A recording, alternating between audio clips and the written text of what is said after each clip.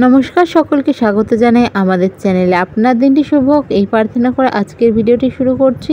আজকের এই ভিডিওতে আমরা মাসিক রাশিফল নিয়ে কথা বলে থাকব। আগস্ট মাসে আমরা কোন কোন গ্রহের কি পজিশন পাচ্ছি প্রথমে সেই বিষয় নিয়ে আলোচনা করা যাক। প্রথমে বলবো শনি মহারাজ বকরি থাকছেন এই সময় তার নিজের নক্ষত্র উত্তর ভাদ্রপদ নক্ষত্রে মীন রাশিতে, তবে তার এসপেক্ট পড়ছে তার আগের রাশি অর্থাৎ কুম্ভ রাশিতে।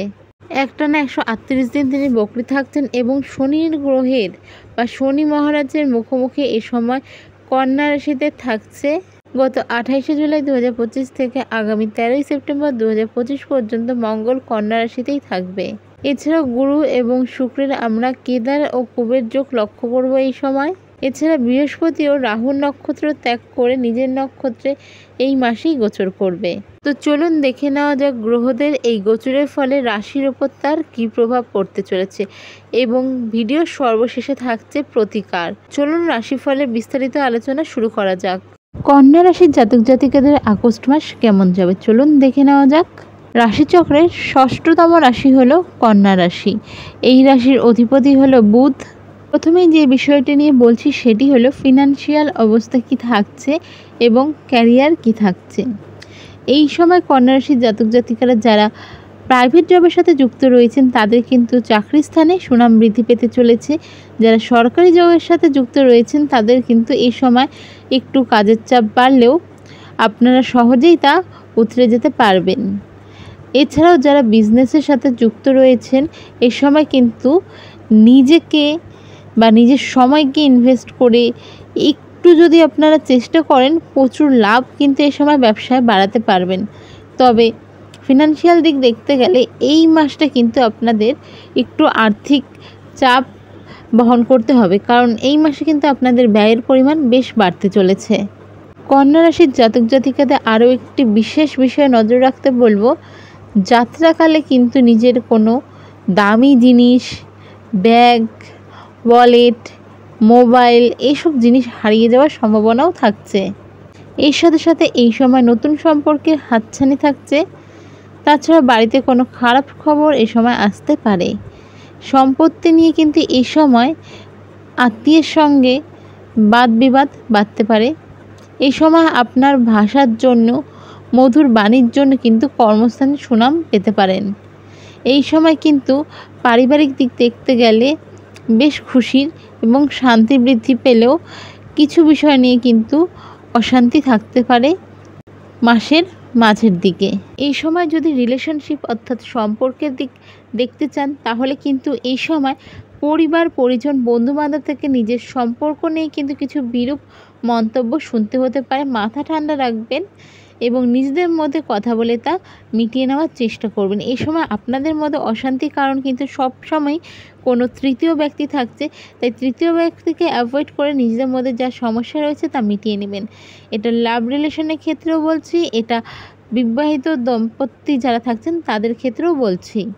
মাসের দ্বিতীয় ভাগের শেষের দিকে কিন্তু কর্মস্থানে কোনো রকম সমস্যা দেখা দিলেও মিটে যাওয়ার সম্ভাবনা থাকছে। এই সময় কিন্তু আপনাদের ফটকা কোনো ইনকাম আসতে পারে, বা বলতে পারেন যেন হঠাৎ করে কোনো আটকে থাকা কিছু আপনারা এই সময় পেয়ে যেতে পারেন পৈতৃক সম্পত্তির দিক থেকেও। এই সময় সন্তানদের নিয়ে চিন্তা বাড়তে পারে, সন্তানদের এডুকেশন, হেলথ এসব বিষয় নিয়ে কিন্তু একটু চিন্তা বাড়ার সম্ভাবনা থাকছে। যারা কর্মসূত্রে বিদেশে যাওয়ার চেষ্টা করছিলেন এই সময় কিন্তু আপনাদের অনসাইট যাওয়ারও একটা সুযোগ থাকছে। নতুন কোনো কাজ যারা শুরু করতে চাইছিলেন এই সময় শুরু করতে পারেন। সময় মোটামুটি ভালো থাকছে, তবে চারিদিক দেখে একটু বুঝে শুনে তবেই শুরু করুন। যারা পার্টনারশিপ বিজনেসে রয়েছেন এ সময় কিন্তু পার্টনারের সাথে কোনো বিষয় নিয়ে অশান্তি হতে পারে। চেষ্টা করবেন কথা বলে বা সিচুয়েশনটা হ্যান্ডেল করে নিয়ে নিজেদের মধ্যে সব কিছু ঠিক করে নেওয়ার, কারণ অশান্তিটা সাময়িক বা মিসআন্ডারস্ট্যান্ডিংয়ের জন্য হওয়ার সম্ভাবনাটাই বেশি থাকছে। দাম্পত্য সম্পর্কটা নিয়ে বললামই, নিজেদের মধ্যে যদি সমস্যা মিটিয়ে নিতে পারেন তাহলে কিন্তু সুখেরই থাকছে।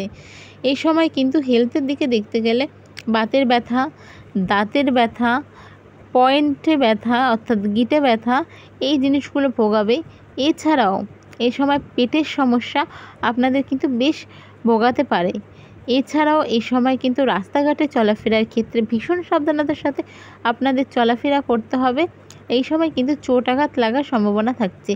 যারা নিজেরা রাইড করে থাকেন বাইক অথবা স্কুটি বা ড্রাইভ করে থাকেন গাড়ি, এই সময় কিন্তু একটু সাবধানতার সাথে আপনাদের গাড়ি চালাতে হবে।